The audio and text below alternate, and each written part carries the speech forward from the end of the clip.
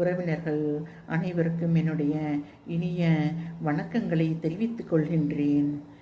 என்னுடைய அன்பான உறவினர்களே, இந்த பதிவு எதை பற்றி என்றால், மனிதர்களாகிய நாம் நம்முடைய மனசாட்சிப்படி நடக்க வேண்டும்.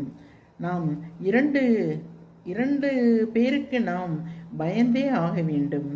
ஒன்று நம்முடைய மனசாட்சி, இன்னொன்று தெய்வத்தின் சாட்சி. மேலே உள்ள அந்த கடவுள் ஒவ்வொருவரையும் அவரவர் என்ன செய்து கொண்டிருக்கிறார்கள், யார் நல்ல விதமாக நடக்கிறார்கள், யார் கெட்ட விதமாக நடக்கிறார்கள், யார் உள்ளத்தில் நல்லது உள்ளது, யார் உள்ளத்தில் கெட்டது உள்ளது என்று பார்த்து கொண்டேதான் இருக்கிறார்.